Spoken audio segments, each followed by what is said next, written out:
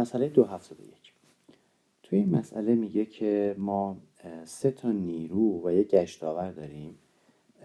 در ابتدا میگه که این نیرو و گشتاورها رو با یک سیستم نیرو کوپل تو نقطه O شبیه سازی بکنیم. خب همه نیروها و گشتاورها رو لازمه که به نقطه O منتقل کنیم. برای این منظور میایم و به جای اینکه نیروها رو تجزیه بکنیم و بعد به نقطه O منتقل بکنیم، نیروها همه در یک جهت هستن، همه میبینید در جهت افقی هستن، حالا یا به سمت راست یا به سمت چپ.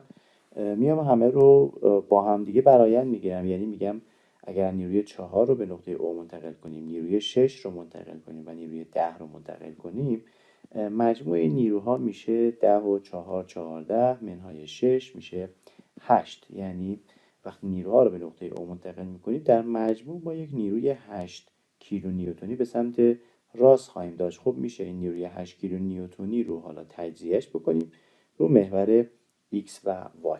پس در نقطه O اگر من بخوام نیرو بنویسم، یک نیروی 8 نیوتنی داره، 8 کیلونیوتنی دارم که تجزیه میشه به این دوتا مؤلفه و این زاویه بین نیروی 8 کیلونیوتنی و محور X برابر 20 درجه خواهد بود، چون زاویه این طرف 70، زاویه اون طرف میشه 20.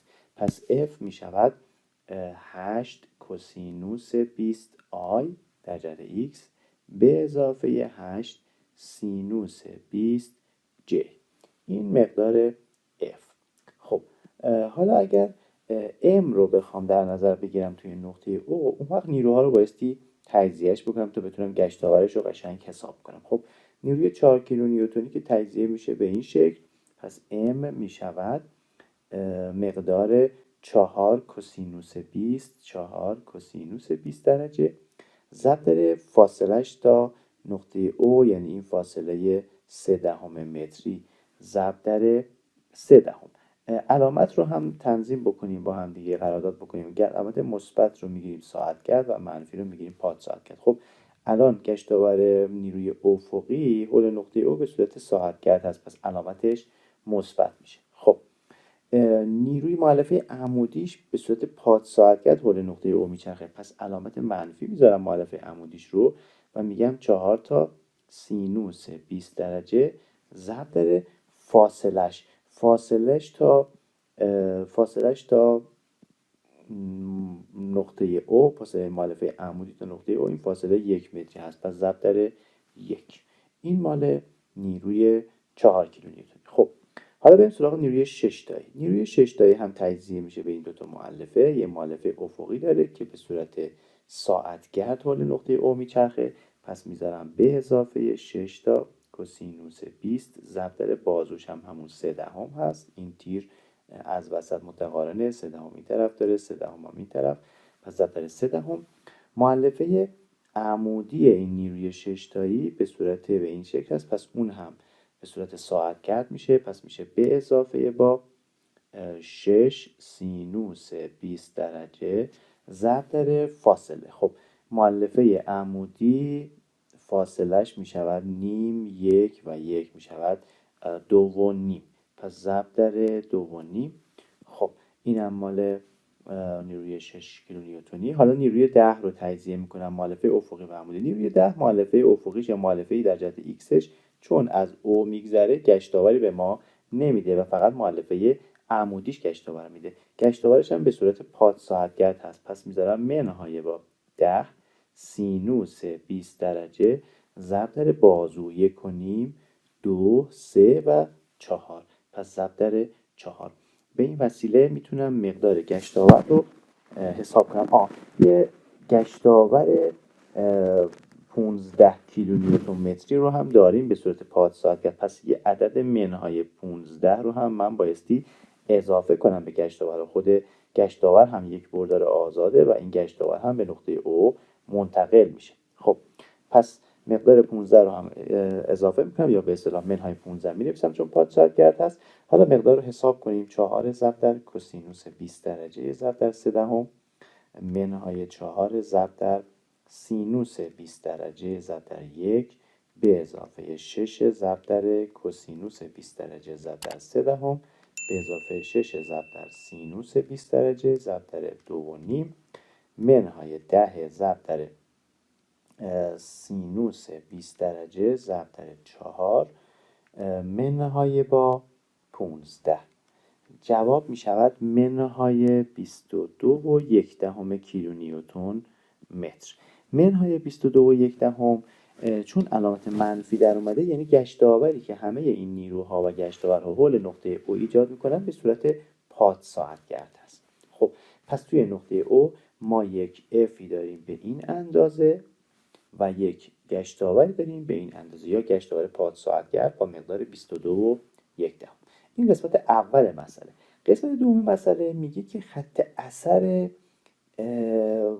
این نیروها رو پیدا بکنید به صورت این نیروی تنها باشه. یعنی ببینید این نیروی F برابر با 8 کوسینوس و 8 سینوس 20 رو توی چه نقطه قرار بدیم که بتونه همین گشتاور رو خنثی کنه. یعنی میخواد نیرو رو جابجا کنه به نقطه‌ای که فقط نیرو باشه. خب برای این منظور ما یه محور X داریم و یه محور Y، این X و Y. اگر من نیرویی که اینجا هست رو الان ما به این شکل این نیروها رو داریم 8 کوسینوس و 8 سینوس. اگر روی محور X بخوام این دوتا نیرو رو در جای قرار بدم که همین گشتاور منهای 22 تا رو یا گشتاور پاد ساعتگرد ایجاد کنه، من بایستی بیام این نیروی عمودی رو عملاً این نیروی عمودی رو مثلا توی یه همچین نقطه قرارش بدم، چون مؤلفه افقی که گشتاوری به ما نمیده دیگه. نیروی عمودی رو توی همچین نقطه قرارش بدم که بتونه گشتاور پاد ساعتگرد 22 رو برای من ایجاد کنه. پس من دنبال این x میگردم. خب برای اینکه این گشتاور ایجاد کنه مینویسم 22.1 مقدار گشتاور مساوی است با مؤلفه در جهت y نیرو، یعنی 8 تا سینوس 20 8 سینوس 20 درجه ضرب در مقدار x، یعنی ضرب در این طول.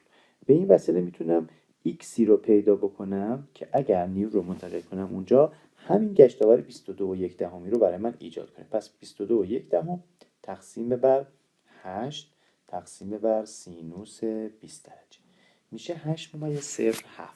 پس x برابر با 8.07. من اگر نیرو رو توی نقطه 8.07 قرار بدم این فاصله x همین گشتاور رو برای من ایجاد میکنه. خب از طرف دیگه روی محور y ها هم لازمه که من همین کار رو انجام بدم. برای اینکه روی محور y ها هم همین گشتاور ایجاد بشه من بایستی مؤلفه هایی که اینجا هستن دیگه مؤلفه در جهت y هیچ گشتاوری ایجاد نمیکنه برای من. مؤلفه افقی رو بایستی بیام توی یه همچین نقطه قرار بدم، نقطه تقریبا اینجاها. اگر مؤلفه افقی رو بیارم به این نقطه اینجاها، خب این همون گشتاور 22 رو میتونه برای من ایجاد کنه. پس من الان دنبال این مقدار میگردم، مقدار وایی که این پایین هست. خب می نویسم دوباره 22.1 مساویه با مؤلفه افقی این دفعه 8 کوسینوس 8 کوسینوس 20 درجه ضرب در مقدار وای. خب مقدار وای چقدر میشه؟ میشه 22.1 تقسیم بر 8 تقسیم بر کوسینوس 20 درجه میشه 2.94. پس مقدار وای هم شد 2.94. منهای 2.94 در اصل دیگه، یعنی من منهای 22.1 رو دارم، منهای 2.94 یعنی 2.94 بیاد پایین. خب حالا میگه که لاین یا خطش رو پیدا بکنید. خب من یه نقطه این پایین دارم اینجا روی محور وای ها به مقدار 2.94. یه نقطه اینجاها داشتم که مقدارش بود 8.7 و این خط رو من عملا بایستی پیدا بکنم. خب برای اینکه این خط رو معادلش رو پیدا بکنیم میایم و به راحتی معادله خط می نویسیم. یکی از نقاط رو انتخاب میکنم، مثلا این نقطه ابتدایی رو انتخاب میکنم. معادله خط هست y منهای y0 مساوی با m در x منهای x0. این معادله خط هست. خب می نویسم y منهای با y0 این نقطه چنده؟ منهای 2.94 منهای 2.94 مساویه با m. خب شیب این خط چیه؟ شیب این خط میشه نسبت ضلع مقابل به مجاور دیگه، نسبت y به x، یعنی 2.94 به x مونم که هست 8.07. خب ضرب در x منهای x صفر. این نقطه‌ای که انتخاب کردیم xی نداره دیگه، xش صفر. پس میتونم اینجوری بنویسم y برابر با خب 2-94 رو به 8-0.07 تقسیم کنم. 2-94 تقسیم بر 8-0.07 شیب خط میشه -36. خب y مساویه با -36 این هم میره اون طرف تساوی و این علامت منفی پیدا میکنه، منهای 2-94. یعنی این خط رو اگر در نظر بگیرید که معادلش رو پیدا کردیم، نیرو رو روی این خط به هر نقطهش که وارد بکنید همون گشتاور 22.1 رو برای ما ایجاد میکنه.